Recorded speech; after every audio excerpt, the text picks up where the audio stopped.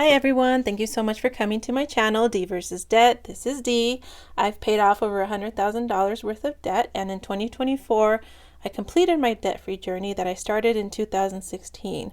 So in that space of time, less than 10 years, I was able to pay off my house, my car, my credit cards, and be completely 100% debt-free. So now that we're starting 2025, I wanted to share some goal setting tips. So this is based on a presentation that I did today in Tucson for a wonderful group of people. And I wanted to share it with you as well as to have it available for the people that couldn't make it to the presentation today. So I am calling this Setting Financial Goals for Quitters. The reason being, and here we go down my checklist. If you didn't know, I am absolutely obsessed with checklists. They help me get things accomplished and organize my scattered brain. So the reason I'm calling it this is because today is January 11th. That's when I gave my presentation. Yesterday, the second Friday of January, is known as Quitters Day. So that is when a lot of people tend to quit their New Year's resolution.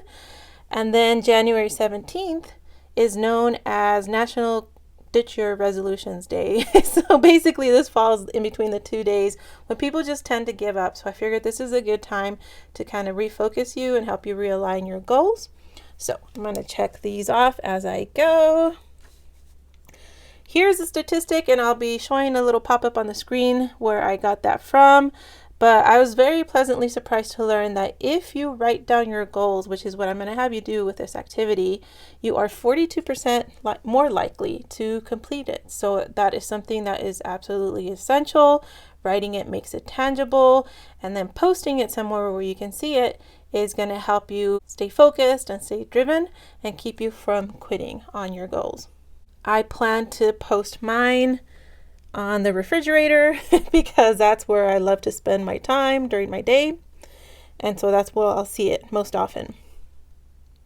I've sprinkled quotes throughout this to hopefully get you motivated and to get you thinking. So the first one says, motivation gets you started, discipline keeps you going. So at the beginning of the year, we're all gung-ho, ready to meet those goals because we're motivated. However, life gets in the way and sometimes we just tend to give up. So really it's discipline. You got to keep pushing yourself. Only you can make your goals happen. So you got to make sure to keep going, keep pushing, and make your way until you reach those goals. So before you get started on setting your goals, you have to do a bit of reflecting. The first thing to do is to congratulate yourself. Pat yourself on the back. What went well? What did you do in terms of your finances that was good in 2024? Reflecting back on the previous year will help you prepare to do well in this year. So for me, again, it was that I managed to finally pay off my house. It was a journey that I thought would never end, that I would never be able to do. And then I was able to do it in less time than I realized I could. So that was a happy surprise. So again, it took less than 10 years, even though at the time it felt like it would take forever. Once you reflect on what went well, then you should reflect on what didn't go so well, because you're going to learn from your mistakes as long as you're honest with yourself. Where did I mess up? What were my problem areas? What could I have done better? So for me, for example, I thought I was doing well by only shopping at thrift stores, right? Because I'm saving money, I'm being green, I'm helping reduce, reuse, and recycle. However, I ended up spending more than I should have. I ended up buying stuff that I didn't actually need just because I was getting a good deal on it. So stop and reflect on the areas that weren't so great. Once you take a moment to look back on these two things, then ask yourself, if somebody were to give you a grade on how you did with your finances back in 2024, now that you're getting ready to tackle 2025, what grade would they give you and why? So for example, for myself, I would get a B+. I was really good with my finances, but I still tended to overspend. Even though I was overspending at places like thrift stores and discount stores, I was still buying more than I needed. So think about what grade you would get, honestly, and why. Now that we're being honest with ourselves, here comes the next quote. 6 months from now, will you have made progress or will you have just made excuses? So I gave the example of 6 months just because that's half the year, but it could be really a month, a quarter, a whole year. But basically, pick a timeline. And between now and then, will you have worked to make progress? Or did you not put in the work because you were just too busy making excuses? So for me, for example, if I want to quit going through the drive-thru at Burger King, which is basically my guilty pleasure, I stop on the way home from work because I'm tired and cranky and I don't have the energy to cook. And so instead I buy fast food, which is expensive, which is bad for my health, but I try to rationalize it. I try to make up excuses. Oh, well, it's so hard to cook for one person. Oh, well, it's more expensive to buy ingredients than it is to just buy a quick meal through the window. Things like that. Really, that's just coming up with excuses. Instead, I should just cut those excuses out and put in the hard work and do what needs to be done. So, my first step to get you motivated and to get you ready to meet some goals is to do what is called a brain dump. So literally, you're just gonna pick some music. This activity for me only took 15 minutes. I went on YouTube, I typed in playlist songs about money, and it had a bunch of recommendations. And so I sat there and listened to music, and in 15 minutes I had my list. So what I want you to do, because it's 2025, write a list of 25 goals. Let it all just pour out of your head. It can be silly things, serious things, hard things, easy things. And so a combination really of things, as long as it adds up to 25. Easy goals like read this book. Big goals like fully fund my Roth IRA at $7,000. Or in between like meal prep. Put in the work to make a list when I go shop, get the right ingredients, cook those ingredients, and stick the cooked food in the freezer. So something that might take just a little bit of time, something that's going to take a long time to tackle, and something that's going to take some work, but it's not a giant goal like this one. Once you have your list of 25, I want you to think of this quote that says, "How do you eat an elephant? One bite at a time." So this list of 25 financial goals that you have for yourself, that is your elephant. That's what you're looking at. So you might be overwhelmed thinking, how do I attack this big giant thing? Again, one bite at a time, one little piece at a time, or one goal at a time. But as long as you're consistent and you keep chipping away at it and you don't make excuses, you should make progress.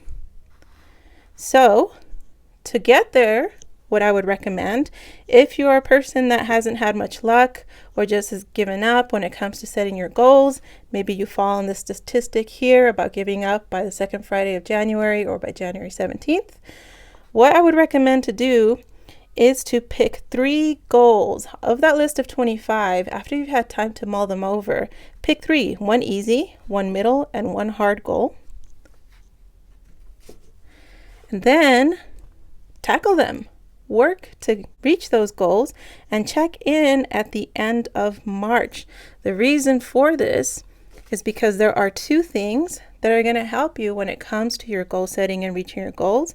You should make sure that your goals align with the SMART methods. So I'll put in a pop-up of what that means so you can research a little more into it on your own. But basically, SMART goals are specific, measurable, achievable, relevant, and time-bound. So for example, I'm going to use this book as an example. One of my goals is to read books about finance. But using the SMART method, I'm going to get very specific. If I just say I want to read books about finance, I might never get around to finding books about them, and I might not ever get around to reaching that goal. However, if I specifically say I want to read this book that is called Get Good with Money. The reason for that is because I've had this book for over a year and I still haven't gotten around to read it. So to make it a SMART goal, I'm going to specifically say that. I'm going to say I'm going to read this one book. Maybe you have a goal to read 3 books. Whatever it is, you have to be able to measure it. Achievable. It's not the hardest thing in the world to read a book. It's just I never made time for it because I kept putting it off and reading other books instead or just getting distracted. Relevant because the book has to do with finances. And then time bound, I have to pick a time, a deadline in order to lock that goal into my mind so I know when to tackle it by. So for me, I'm going to say I'm going to read this book during spring break. By being very specific and giving it a deadline, that makes me more motivated to read the book than if I just kind of set it aside and then forget about it and never get around to reaching that goal. Also, it helps to follow the 12-week year. So if you haven't heard of this, this is a book. It's available as an audiobook as well as a physical book. You can get it through the library. You can get it through Libby, the app. You can even find audiobook versions of it on YouTube.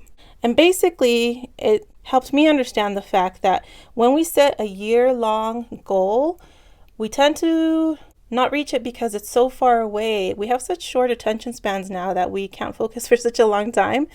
And so by breaking it down into quarters, in other words, into 3-month chunks instead of into a whole year, it gives us that push, that drive to achieve it sooner.